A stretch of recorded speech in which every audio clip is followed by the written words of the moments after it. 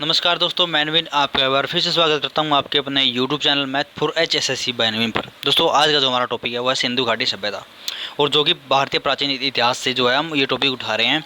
और जो मैं क्वेश्चन लेकर आया हूँ सभी ऐसे क्वेश्चन दोस्तों जो 2006 से लेकर 2015 तक जितने भी एग्ज़ाम हुए हैं, किसी भी कोई भी एग्ज़ाम हुआ है, किसी भी जैसे कि विभाग से है वो एग्ज़ाम, RPF का हो, MTS का हो, CGL का हो, सभी एग्ज़ामों से मैंने क्वेश्चन उठाए हैं और सभी की जो है एक्सप्लेनेशन मैं आपको देने वाला हूं।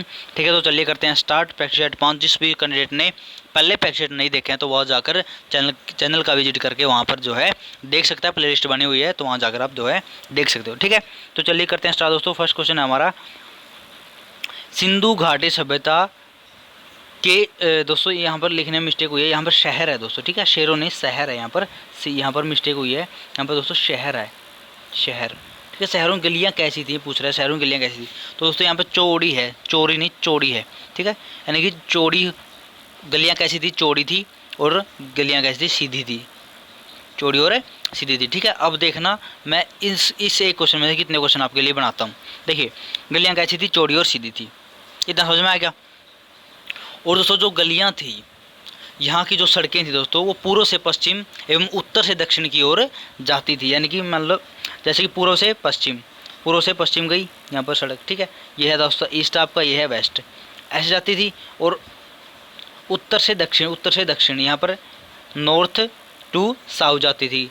और यहाँ पर दोस्तों ये जो गलियाँ थी दोस्तों, ये समकोण एक दूसरे को इस पर काटती थी, समकोण पर, यानी कि 90 डिग्री के कोण पर एक दूसरे से ये गलियाँ काटती थी दोस्तों। ठीक है, तो ये थी गलियाँ कैसी थी, चौड़ी और सीधी थी। ठीक है, और यहाँ की जो सड़कें थी दोस्तों, पूर्व से पश्चिम एवं उत्तर से दक्षिण की ओर जाती हुई एक दूसरे को समकोण पर काटती थी। ठीक है, इतना समझ में आ गया। तो ये क्वेश्चन था हमारा पहला।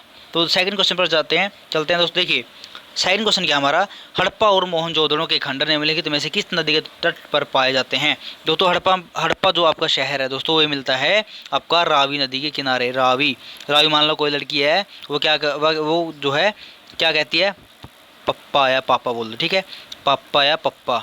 ठीक है, क्योंकि वो बच्ची अभी तो ऐसे ही बोलती है। ट्रिक है दोस्तों। ठीक है, पप्पा यानी कौन बोलती है, रावी। तो हड़प्पा किस नदी के किनारे है, रावी, क्योंकि हड़प्पा में आपको पीछे पप्पा मिलता है, हड़प्पा में है अड़े और पे आ। ठीक है, पप्पा मिलता है, पप्पा कौन बोलती है, रावी। ठीक है, तो इससे आप याद कर सकते हो इसे, तो इसमें जो कन्फ्यूजन नहीं होगी आपको, हड़प्पा दिखते ही याद आ जाएगा, रावी नदी के किनारे। ठीक है, हड़प्पा किस नदी किनारे है, रावी नदी के किनारे है।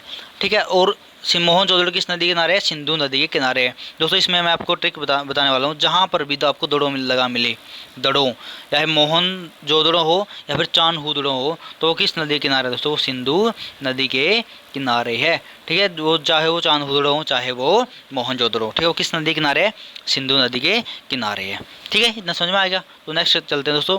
और हाँ, आपसे यहाँ पर एक क्वेश्चन भी पूछा जाता है कि जो सिंधु घाटी सभ्यता थी, इसकी लिपि कैसी थी। लिपि दोस्तों इसकी भाव चित्रात्मक, यानी कि कुछ चित्र से बने हुए थे, लेकिन वो चित्र को एग्जैक्टली हम पहचान नहीं सकते कि ये क्या कहना चाह रहे हो। ठीक है, यानी कि उसकी जो लिपि थी वो अज्ञात बोल दो या फिर भाव चित्रात्मक बोल दो। ठीक है, तो उसकी जो लिपि थी दोस्तों वो भाव चित्रात्मक, या फिर आपको भाव चित्रात्मक न देकर अज्ञात भी दे सकता है, यानी कि उसकी लिपि अज्ञात थी। ठीक है, समझ में आ गया इतना। तो नेक्स्ट पर चलते हैं दोस्तों। और इसमें दोस्तों यदि पूछा ना, हिंदू लिपि में लगभग कितने जो है अक्षर मिले हैं या फिर कितने जो मूल चिन्ह मिले हैं, तो दोस्तों लगभग 64 मूल चिन्ह मिले हैं। कितने मूल चिन्ह मिले हैं, 64 मूल चिन्ह मिले हैं, जिनमें से 250 से 400 तक अक्षर हैं। कितने हैं, 250 से लेकर 400 तक अक्षर हैं दोस्तों इसमें। ठीक है, और मूल चिन्ह कितने हैं, 64 हैं मूल चिन्ह।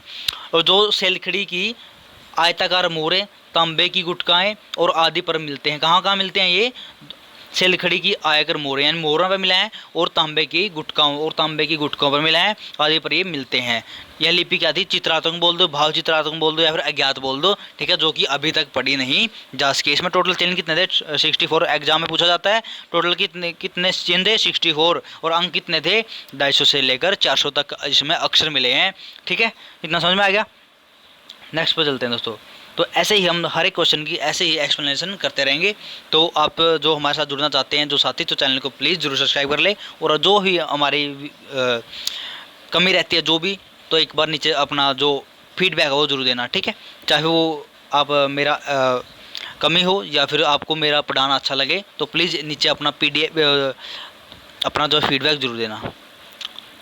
नेक्स्ट क्वेश्चन दोस्तों, मोहनजोदड़ो, एक मिनट, क्वेश्चन दोस्तों, मोहनजोदड़ो में सबसे बड़ा भवन कौन सा है? मोहनजोदड़ो में सबसे बड़ा भवन दोस्तों धान्यागार है। क्या है? धान्यागार। मोहनजोदड़ो में सबसे बड़ा भवन क्या है दोस्तों? धान्यागार। और मोहनजोदड़ो में और क्या क्या मिला दोस्तों? मोहनजोदड़ो में धान्यागार मिला है और क्या मिला? उस स्नानागार भी मिला है। यदि हम इसकी बात करें तो मोहनजोदड़ो में सबसे बड़ा क्या है? सबसे बड़ा तो धान्यागार। तो धान्यागार यानी जहाँ पर धान्यागार, क्या धान्यागार का मतलब क्या है दोस्तों? जहाँ पर धन नहीं, धान्य मतलब होता है अपना अन्न, ठीक है, अन्नागार भी बोलते हैं इसे और कोठार भी बोलते हैं इसे। तो जहाँ पर अन्न स्टोर करके रखा जाता है कोठार भी बोल देते हैं, ठीक है। तो वो सबसे बड़ा मिला है धान्यागार, ठीक है। और विशाल स्नानागार भी कहाँ से मिला है? मोहनजोदड़ो से ही मिला है। अब यदि इसकी क्वेश्चन पूछते हैं इसकी लंबाई बताओ, लंबा दोस्तों 45.71 मीटर है दोस्तों, ठीक है। मीटर तो ये लंबा है। और यदि हम इसकी ब्रेथ की चौड़ाई की बात करें तो 15.23 मीटर इसकी दोस्तों क्या है? चौड़ाई है 15.23 मीटर, ठीक है। यदि हम बात करें विशाल स्नानागार, यदि हम स्नानागार की स्नानागार यदि हम इसकी बात करें स्नानागार की, तो स्नानागार की इसमें दोस्तों मान लो इस प्रकार से स्नानागार मिला, इतना बड़ा है वो, ठीक है। जिसकी लंबाई तो मिली है 11.88 मीटर, ठीक है। और जिसकी चौड़ाई है 7.01 मीटर, ठीक है। तो दोस्तों ये है विशाल स्नानागार। और दोस्तों अगला क्वेश्चन भी मैंने करवा दिया इसमें, विशाल स्नानागार कहाँ मिला है? तो ये भी दोस्तों कहाँ पे मिला है? मोहनजोदड़ो में ही मिला दोस्तों, ठीक है। आगे दोस्तों नेक्स्ट क्वेश्चन हमारा, सिंधु घाटी के लोगों की एक महत्वपूर्ण रचना निम्नलिखित में से किसकी मूर्ति थी? किसकी मूर्ति दोस्तों? वो नृत्य करती हुई बालिका की मूर्ति थी। किसकी थी वो? नृत्य करती बालिका की। The statue of dancing girl था वो दोस्तों, ठीक है। नृत्य करती हुई बालिका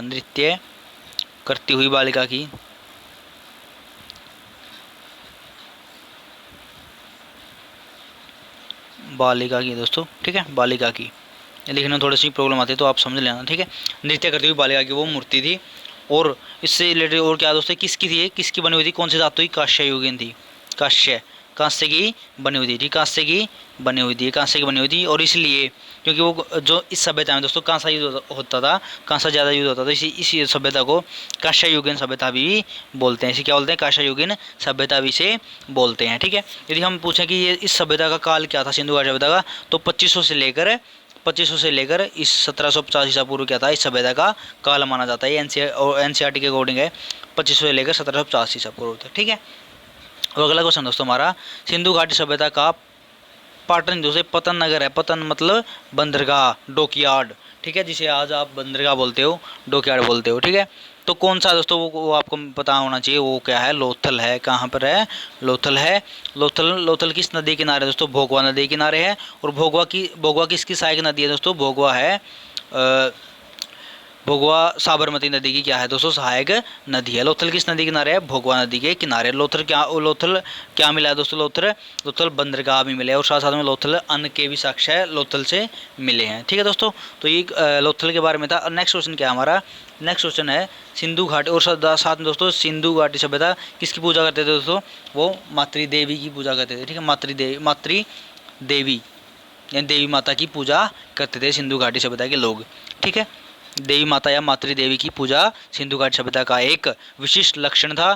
पुरातात्विक साक्ष्यों से प्राप्त मातृ देवी की मृण मूर्तियों से इस बात का जो है दोस्तों ज्ञान आपको मिलता है, यानी इसका अवशेष मिलते हैं कि ये सभ्यता क्या थी? मातृसत्तात्मक या फिर मातृ देवी की पूजा करते थे दोस्तों, ठीक है।